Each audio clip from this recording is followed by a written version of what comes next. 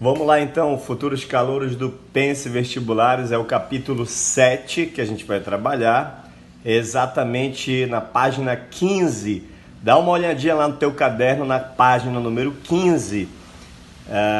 Você tem lá o tema decomposição de força. Foi aí que a gente parou a nossa última aula. Nós falamos sobre introdução à dinâmica e vamos seguir a partir desse tópico aqui, ó, decomposição de força. Então, o que significa isso? Eu tenho uma força, geralmente nos problemas, essa força que você vai precisar decompor, desmembrar, ela pode aparecer numa diagonal. E aí você pega essa força que está na direção diagonal e você pode desmembrá-la. De repente você pode pegar essa força e desmembrar, trazê-la para o eixo X para saber que efeito esta força dá no eixo X, mas você também pode trazê-la aqui para o eixo Y, exatamente para saber que efeito que ela vai ter aqui, ó, no eixo Y. Então eu peguei a força F, desmembrei em duas, uma no eixo X, a gente chama ela de componente Fx, e a outra vai para o eixo Y, é o efeito que ela tem no eixo Y, então nós a chamamos de componente Fy. Vale lembrar que essas duas forças juntas, elas fazem o mesmo efeito da força F. O que a gente está querendo aqui é pegar a força F, desmembrar em duas, Fx e Fy, para saber qual é o efeito que ela dá no eixo X e que efeito ela vai dar no eixo Y. Nesse caso, você está determinando as componentes Fx e Fy. Vou fazer uma analogia grosseira, mas ela ajuda. Você imagina que fosse uma nota de 20 reais. Você pode pegar uma nota de 20 reais e trocar por duas que fazem o mesmo efeito. Uma nota de 20 reais você troca por duas notas de 10 que vão fazer o mesmo efeito.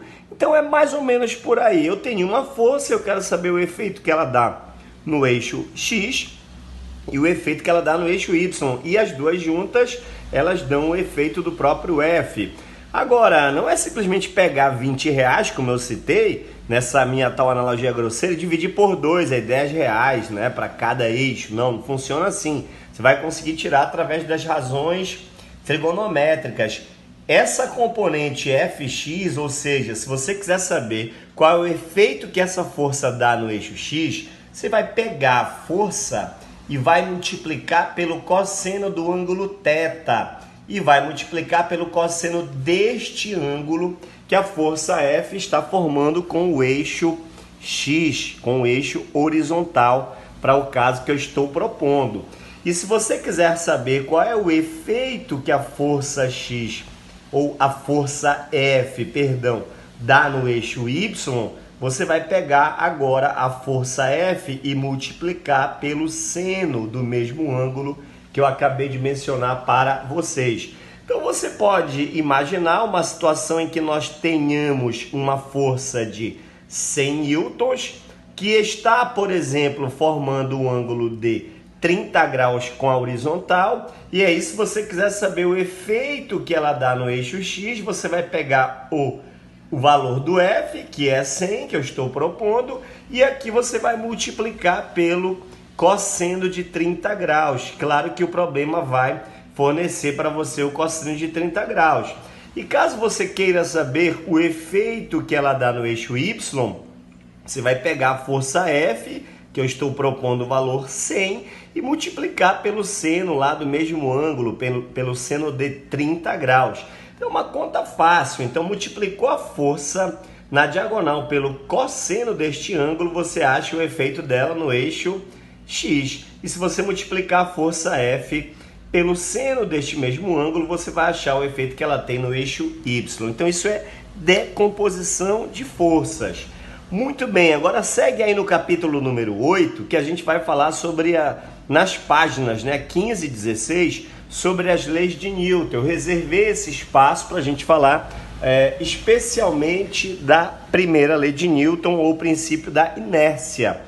A primeira lei de Newton, que também é chamada princípio da inércia, ela tem mais ou menos o enunciado que eu estou colocando aqui, ó, é o enunciado, não é exatamente como está escrito lá na publicação dele em latim. Você traduzindo, você fica mais ou menos com esse texto, ó. Todo corpo continua, todo corpo mantém seu estado de repouso ou movimento retilíneo uniforme, a menos que forças atuem sobre ele. Então, todo corpo continua, mantém o seu estado de repouso ou movimento retilíneo uniforme, a menos que forças atuem sobre ele. Então, você pode imaginar uma situação, vamos imaginar, de repente você tem um asteroide, vamos imaginar um meteoro que está vagando no espaço sideral. Esse meteoro vagando no espaço sideral, ele jamais vai parar, a menos que uma força atue sobre ele, que ele seja atingido por um outro asteroide, que ele possa ser atraído por um campo gravitacional de um determinado planeta, mas ele vai continuar o movimento por conta própria, né? Até quando, por isso que eu coloco isso aqui, a menos que forças atuem sobre ele. Então, enquanto nenhuma força atuar sobre o asteroide, ele vai ficar nessa situação, ó. Todo o corpo continua seu estado de repouso, ou MRU. Então, o asteroide está em MRU e vai assim ficar para sempre, a menos que forças atuem sobre ele. E uma outra situação que a gente coloca dentro do princípio da inércia é, se você tem aí na sua casa uma cadeira que está na cozinha da sua casa, ela vai ficar para sempre em repouso, ela não vai sair do repouso, a cadeira vai continuar, ela continua o seu estado de repouso para sempre, a menos que forças atuem sobre ela, ou seja, a menos que você vá lá e modifique a posição dessa cadeira.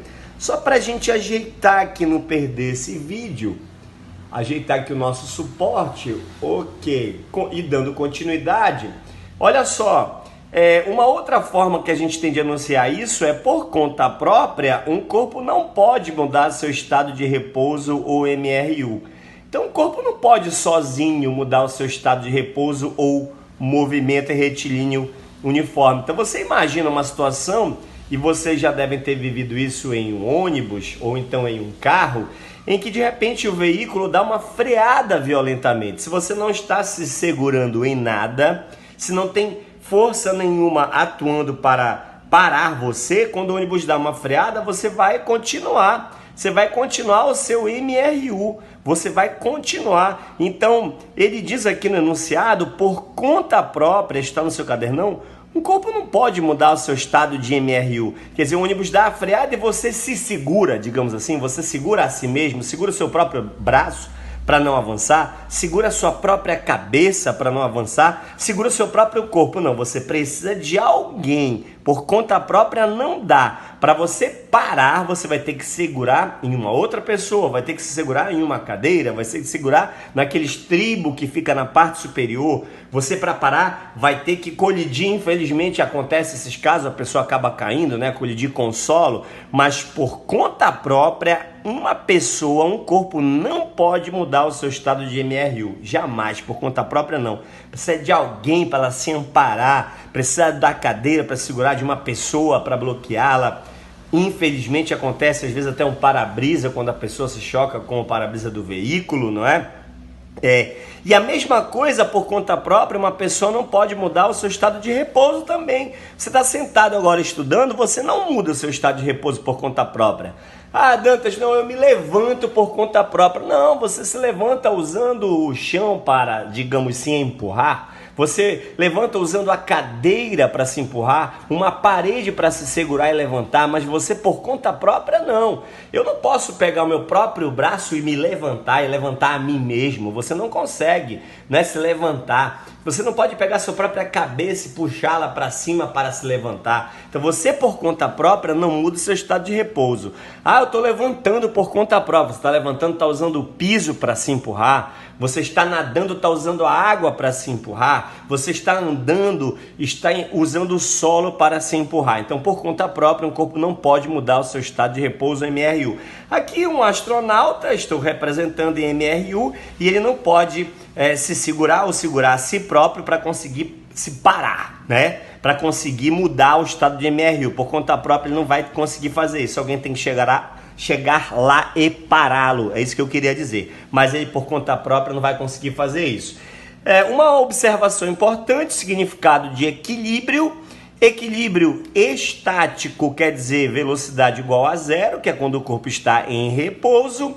E o equilíbrio dinâmico quer dizer velocidade constante, que é quando o corpo está em MRU. Você tem isso aí também no seu cadernão. Então, quando a gente fala que o corpo está em equilíbrio, ele pode estar em repouso ou ele pode estar em MRU. Equilíbrio do tipo estático é repouso, equilíbrio do tipo dinâmico é MRU. Uma coisa para você assimilar e guardar.